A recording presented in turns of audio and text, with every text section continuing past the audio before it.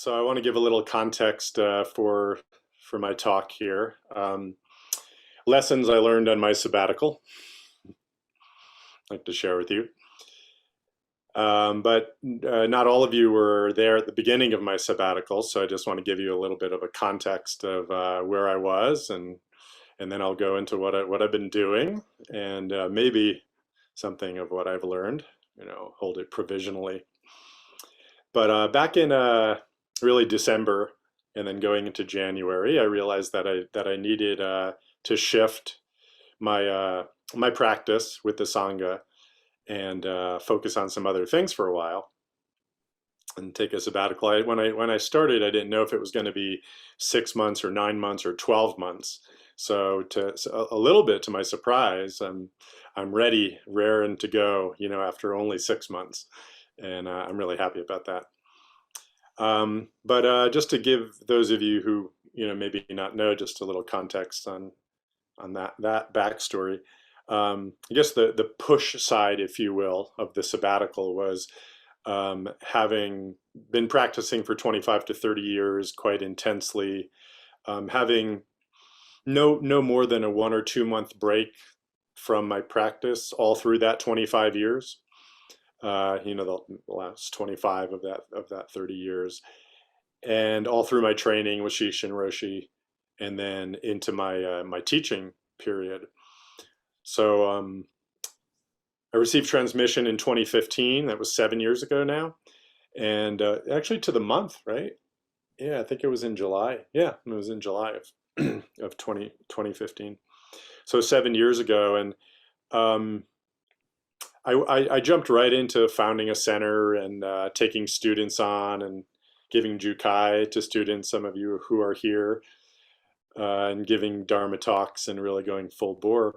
And, maybe unlike some other teachers who might have taken a little fallow period at that point before starting something. And in fact, my teacher, Shishin Roshi, after he received transmission, he took quite a bit of time to raise his family before coming here and then starting the Great Mountain Zen Center, quite a bit of time, a kind of an interim time before he jumped in. So I didn't do that, and I realized, 7 years into my teaching career that I needed to step away for a recharge. So that was kind of the push side of it, if you will. The pull side of it is that I married into a very large family. My now wife Miyoku, whom many of you know. We were married now, we're going on 2 years in August, but she brought 5 children to the marriage. And there's the youngest of whom the youngest is 12 and a half, and then there are two 14-and-a-half-year-old twin girls. And so there's very much to do with their life. The main thing which came up was a need for us to actually move our domicile up to Bozeman, Montana, where they were going to school. They needed to go to school. So there was that was pulling me there. So adding all that up, it was very obvious to me that I needed to step back from my teaching responsibilities and Sangha engagements and really focus on that as the main part of my practice. So that's what I've been doing since the beginning of January. I want to thank Shoin and Sokyo and Gakyo for really taking the lead on all of the Dharma and the Sangha activities. Really very much appreciate you holding the container, leading, giving Dharma talks, and everything you've done. And I say that with an especial gratitude in that it was my intention to keep in closer touch with everyone really, but certainly with the three of you. And I really didn't very much. We had very rare contact over the course of those 6 months. I was tuning in to the different things that were happening to a certain extent. And I've picked up on something I think of the feeling of the Sangha as it's been, happening through through the last 6 months, and the fact that there's 16 people here on this call shows that things haven't completely fallen apart. So thank you really for far more than just holding it together and not having it fall apart, but providing real sustenance and nurturing and support for the Sangha. Thank you to you three. And I want to thank the Sangha as well, the rest of you on the call, and then those who aren't on the call too, who have continued supporting each other and supporting your practice. I'm very grateful, not to come back to crickets. Yeah.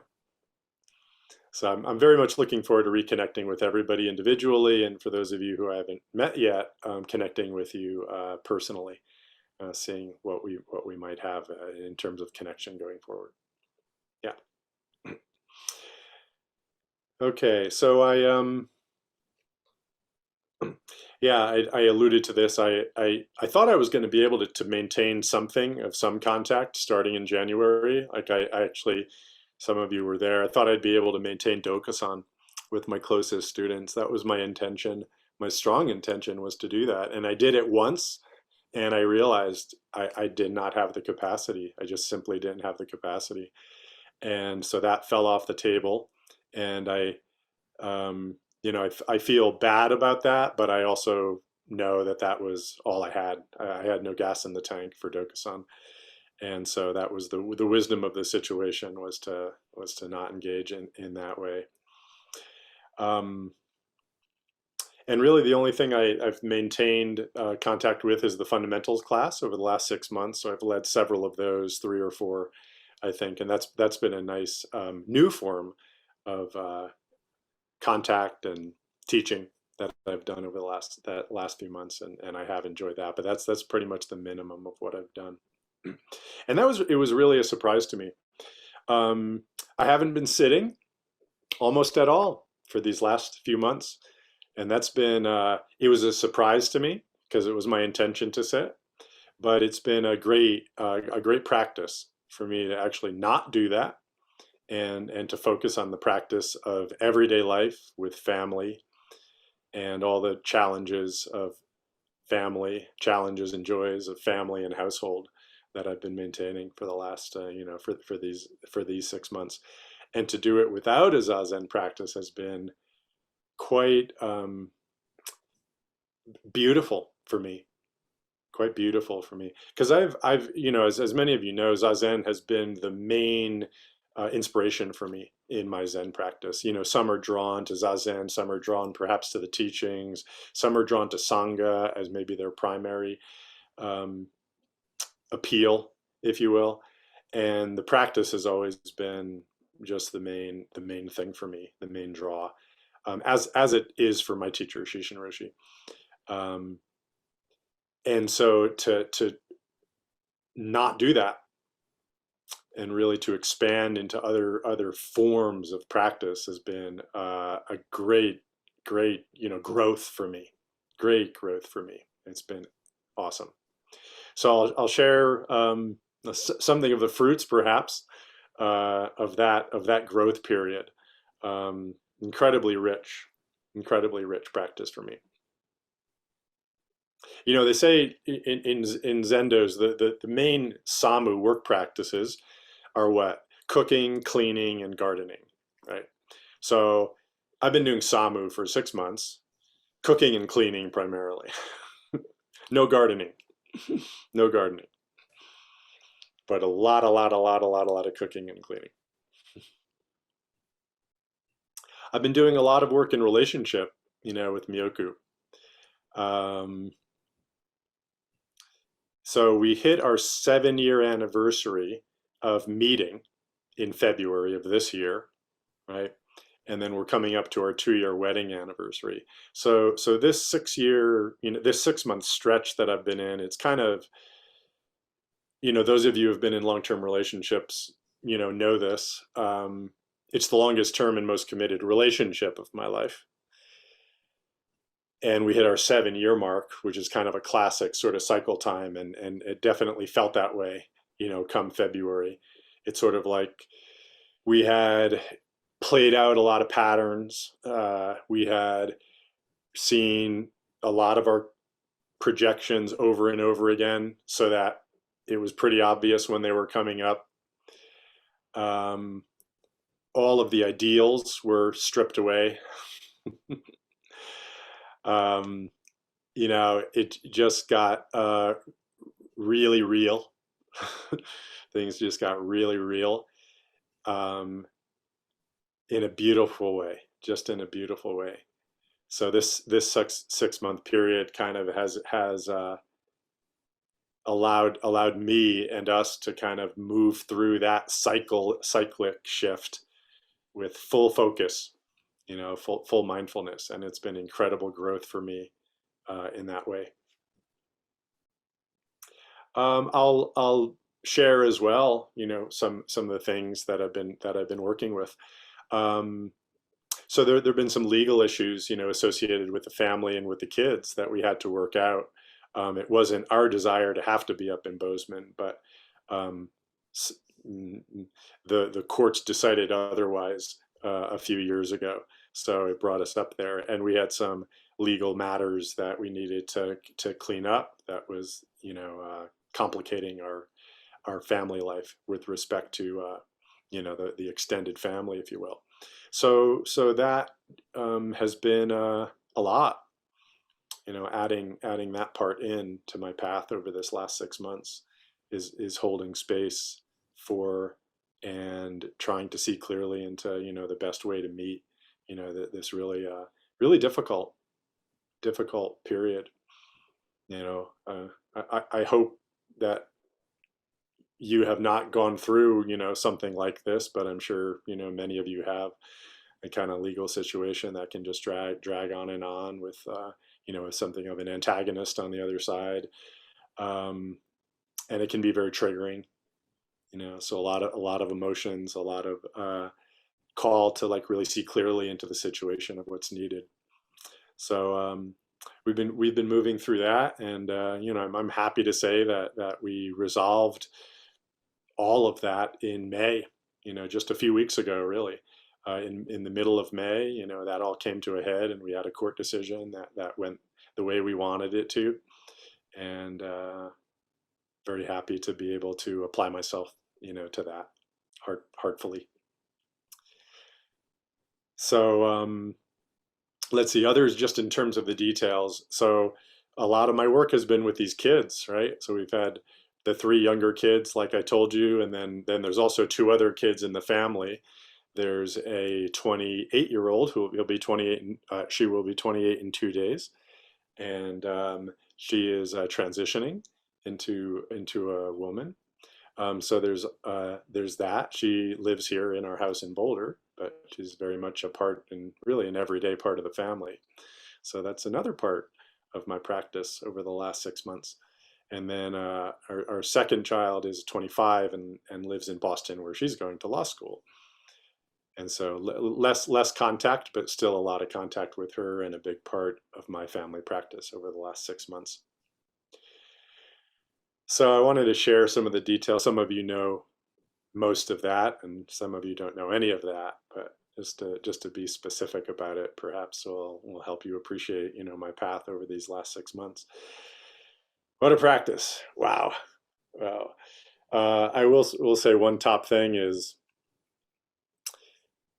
I learned was don't make any plans. Every day. Actually, I shouldn't say that. Hold my plans lightly. Hold my plans lightly. Happiness has come from holding my plans lightly, because every day all the plans pretty much went out the window. Okay, so I've got my dozen lessons that I learned. Some of these I've got some more to say on than others, but I'll jump in. All right, my first lesson: don't overthink your life. Don't overthink your life. Your life will tell you what is needed. You just need to pay attention to it. In my process here at the beginning, I mentally knew that I was burned out, and that I needed a rest. And also it was pretty obvious that I was called to like handle these things with my family. That's all there was to it. It was very quite simple, you know. I overcomplicated it a little bit, but I had the help of allies, including some of my senior students here, who just said, "Oh yeah, come on, go. Yeah, it's pretty simple." But it took me a little while to really accept the simplicity and the obviousness of it. What is needed? It's often quite obvious. So don't fight it. Don't overthink it. I did have ideas about how I wanted it to go, right? So once I realized what I needed to do, I still had ideas about, okay, well, here's how I'm going to do it. You know, I thought I was going to be able to do Dokusan. I thought I was going to be able to maintain some things. So even after I had made, you know, a lot of the big decisions, you know, I still had sort of lingering ideas about it. But, you know, the situation told me what was needed.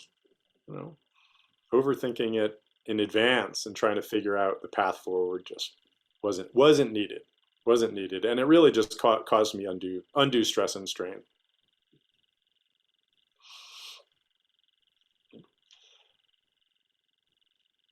Any problem I perceived,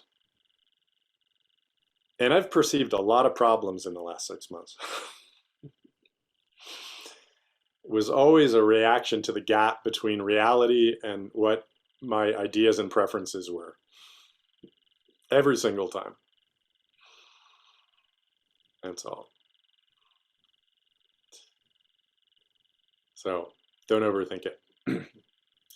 Number two, relatedly, don't be attached to your plans. I mentioned this one earlier. Hold all your plans lightly, right? Never have I been more acutely sensitized to that old line, you know, how do you make God laugh? Tell her your plans. Yeah. So I'm not going to say more about that one. That one's kind of, I think y'all get it. Okay, here's a big one I learned. You can't control anyone at all. Any attempt to control anyone else will lead to suffering for yourself and the other person, mostly yourself. So my kids taught me this, you know, in a big way, and then I was able to teach them back. They didn't realize that they had taught me in the first place. But so definitely over the course of the time, anything, and anything that I would, you know, I'd want them to do something or be a certain way. First reaction was resistance. People don't want to be controlled. Oh, and they're gonna resist. I mean, and good for them. Good for them. So this is a big one, I think. It's a big one for me, at least. Just don't try to control anyone. And I say I was able to teach them back because a few days ago, one of our daughters was really getting exercised about the younger boy, Antonio. He's like, he's got to do this and he's got to do that. and Miyogi said, you know, ask Paul, you really can't control anyone. And I said, no, you really can't control anyone, can you? She said, no, I can't. She's the one who taught me that. So I guess we all got to learn it ourselves. Number 4, treat people as the mysterious and unknowable beings that they are, even if they don't see themselves that way.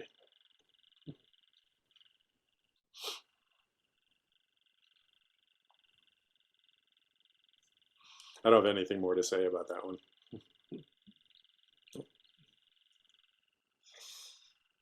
Okay, number 5, relatedly, question everything you think about yourself, always. Especially limiting ideas, such as, I can't handle this, or this is too much. Question. How many times did I say to myself, I can't handle this. This is too much.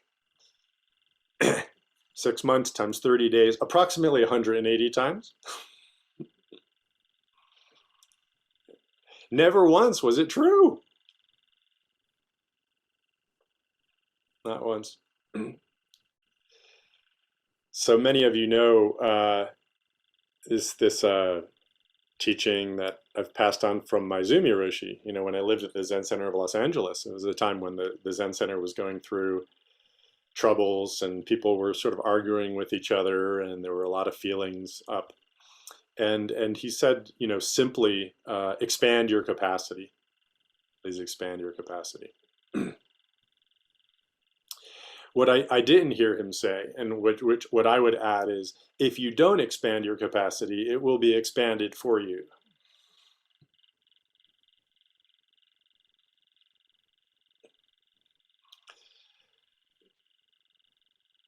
So don't believe any of those things about yourself, you know, especially the limiting beliefs, and equally especially the grandiose ones. But I think that people have more limiting beliefs than grandiose ones for the most part. So yeah, question everything about yourself all the way, continuously. Number 6, patience is the best practice. You know, Buddha famously was asked, you know, what's your superpower? And he said that I can wait. Right? He's got this boundless patience, right? Well, they say that dana, you know, generosity is the kind of, it's the first and the best of the paramitas, of the virtues, right? But I'm going with patience as the best and the most powerful. Yeah. Be willing to suffer, be willing to go outside your comfort zone. Be willing to not react. Give people allowance. Give yourself allowance. As far as I can tell, everything follows from this. Everything.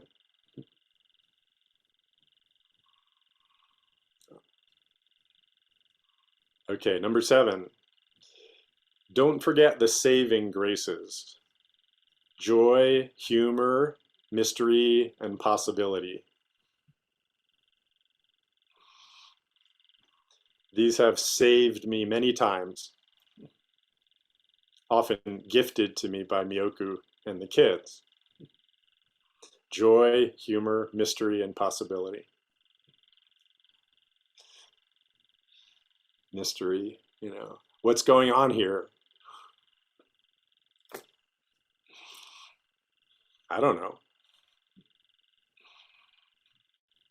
Possibility, you know, what's going to happen? I don't know. How about envisioning something? Yeah.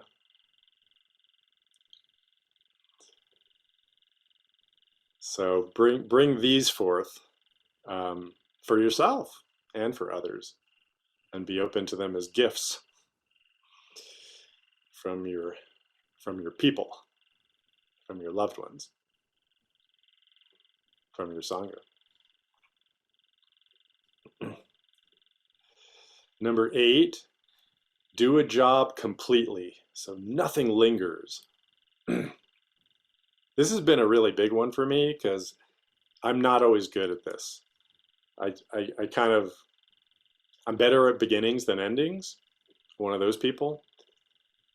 So I do struggle oftentimes to like close it up, finish it up, check it off, move on. Something of a perfectionist mindset and whatever else is neurotically wrapped up in that.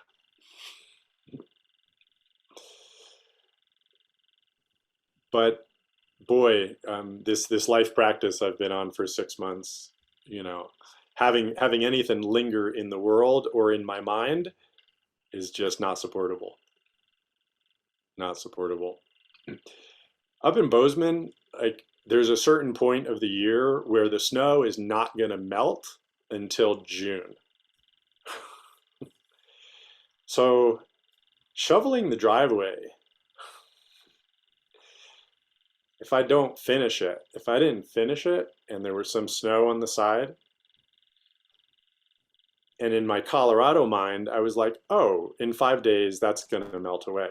It's only like a few days.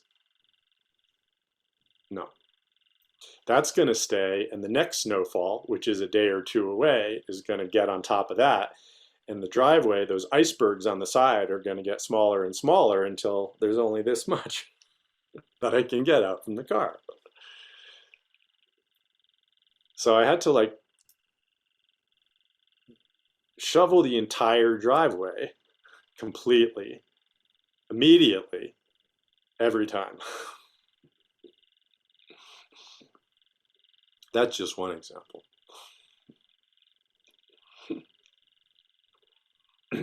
Number 9. This is a big one. Take the plunge when it presents yourself. Yeah. So this was a big plunge for me, a leap into the unknown. I'm using Zen peacemaker language. Yeah. A plunge into a bearing witness retreat, similar to what Sokyo came back from this past week. Bernie called them plunges, really plunges into the unknown. You don't know how you're going to make do, perhaps, so much unknown about things. So this was a big plunge for me to go and set up a household up in Bozeman and plunge into, family life with all of its challenges. Not on the face of it, not like a really deep plunge compared to many others have taken, but it was big for me, a big one for me. And we're all presented with these plunges in our life, and it's of course the stepping off of the 100-foot pole. That's one of our big Zen koans. Yeah, and so I've just learned to take the opportunity to take the plunge when it presents itself. They don't always present themselves, but when they do, it's just a great opportunity. So go for it. I've got a little Dharma commentary on this one, actually, because my imagination was drawn to looking up some Dharma teachings on this. And I ended up on my teacher Shishin Roshi's book, The Book of Equanimity, up on Google, and I ended up following some commentary that he had to this case in the Book of Equanimity, which was case 79. It has to do with Master Chosa commenting on stepping off the 100-foot pole. And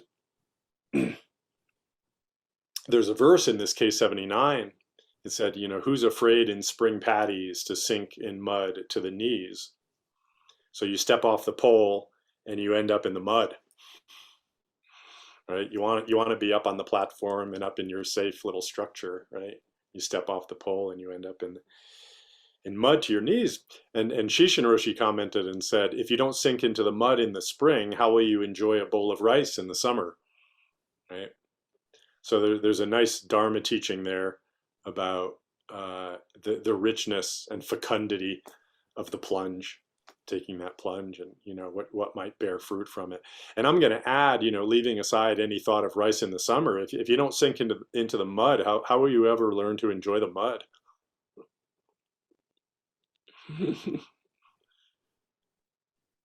So take the plunge. What's wrong with the mud? What's wrong with fear? What's wrong with being unstable, right? Why resist these things? It's for resistance of these things that we limit our lives and keep us from being rich and wholehearted. So take the plunge when the opportunity presents itself. Okay, a few more. Number 10, don't pretend you're above grievance and complaint. If you must complain, and sometimes you must, complain honestly, lovingly, and completely.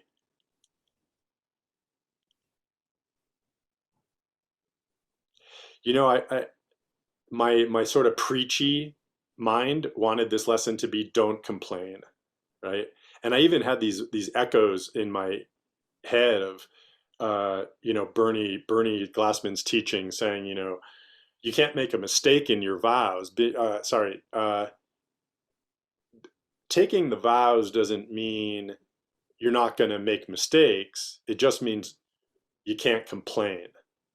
So that's in my head, right? I'm like, oh man, I can't complain, right? And that like really touched into a core hang up that I have because I've never liked people complaining. I've just never liked people complaining, right? I had a big teaching on complaining. One of the first teachings from Shishin Roshi, my teacher, when he moved here to Boulder from San Diego, 1996, and I was just getting to know him, became a student, just getting to know him, and I ran into him in McGuckin's at the hardware store, and he was like comparing these fixtures, and I walked up and oh, how are you? How are you doing? And I had all of these idealized visions of him. And he's, oh, hi. I don't believe they're charging this much for this. Can you see this? This is ridiculous. And he just went on a tear about, how much this thing cost. And I was like, what? Really? I was really thrown off, by that. I was expecting some sort of calm, placid, above it all, kind of Zen guy, and he was like right into this. And I've learned so much from Shishin Roshi, and that was right at the beginning. Of course, it's my hang up about complaining. It's me disowning my inner complainer, right? That's ultimately I was able to see. So I'm not going to say don't complain. I can't say that. I've got a family of complainers, right? So I got it presented with me every day, right? I'm like, I don't complain about anything with you guys. All right? So will you stop complaining? Well, it turns out I'm a big complainer too. I got one big complaint. It doesn't matter if it's one big complaint or a lot of little complaints. I'm just as much a complainer as they are. So, yeah. Don't pretend you're above grievance and complaint. And if you're going to complain, do it completely, honestly, and lovingly. Yeah, the completely is a good part too, right? Like get it out and let it go. Anyway, that's something I learned. Okay, two more. Um, Number 11, living by vow is immensely joyful.